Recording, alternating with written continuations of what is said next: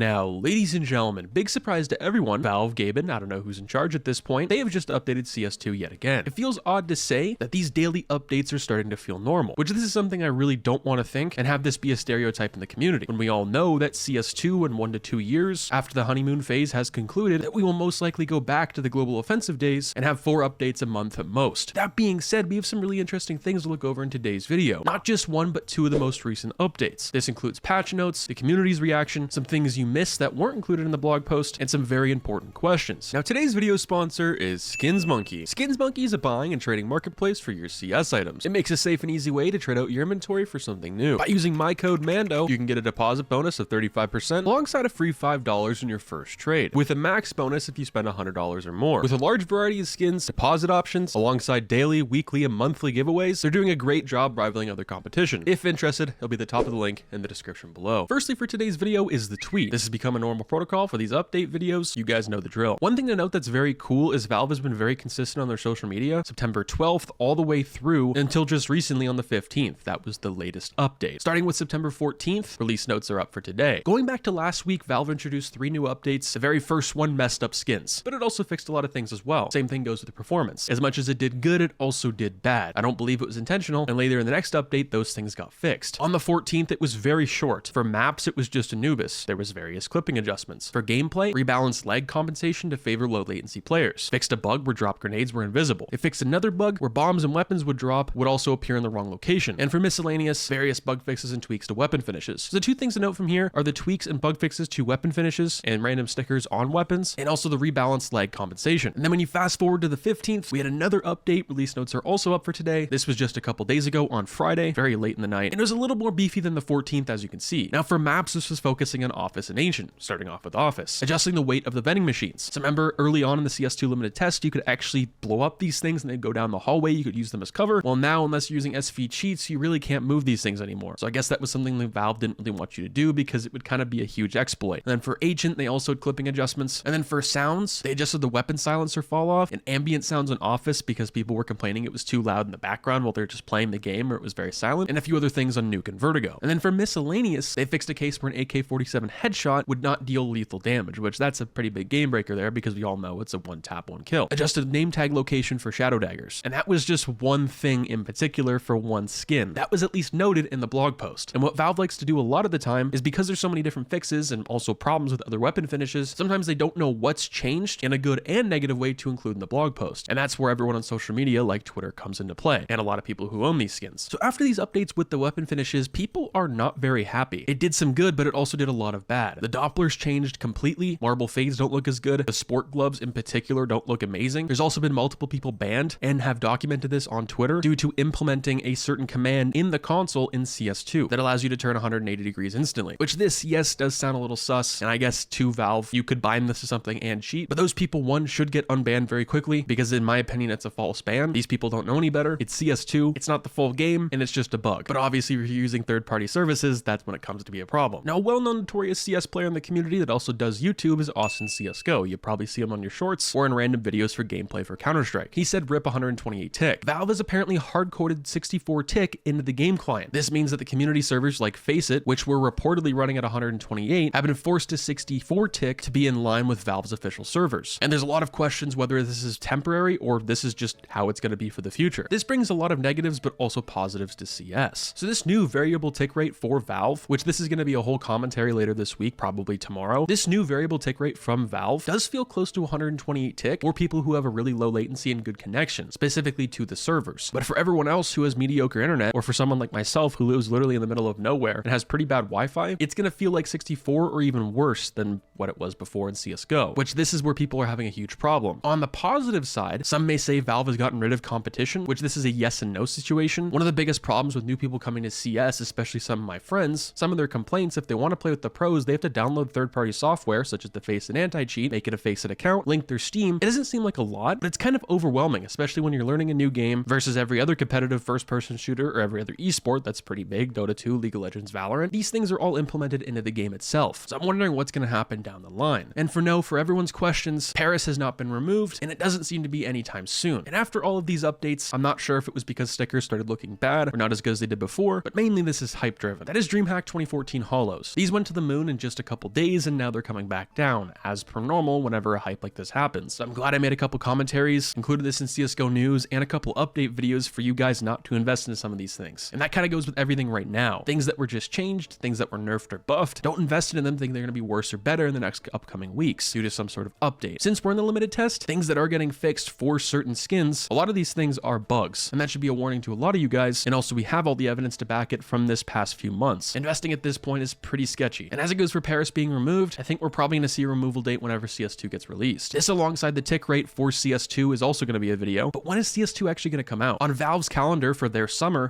ends on the 23rd of September, which is next Saturday, at least over here in North America. A lot of people are implying that we're probably going to see some sort of update this week that kind of pushes out the full game, but other people like myself are kind of confused. If you look at all Valve's trailers, including this most recent one from just a couple weeks ago when DE Inferno got released, it still says summer 2023. But we have to remember there's still multiple other maps such as Train, supposedly Cobblestone's coming back, Shoots, Short Dust, a few other short maps as well, alongside some other game mode maps that are coming to CS2 that have to be play tested, or else they're going to be play tested in CS2, and new people coming to the game that are going to play those first will probably get a really bad taste in their mouth of CS, which then in theory might push those people away, but who really knows? This was definitely a couple beefy updates we had from Valve, and the consistency here is key. If they kept this up in theory this next week with an update every single day that was as beefy as these last few, yeah, I think we could see a release. And it's really up in the air right now if that's actually going to happen. Let me know what you guys think about this down below. Do you think we're going to see a CS2 this week? If not, when? I'll catch you guys in the next one. Stay positive, stay sexy. I'm out, guys. Peace.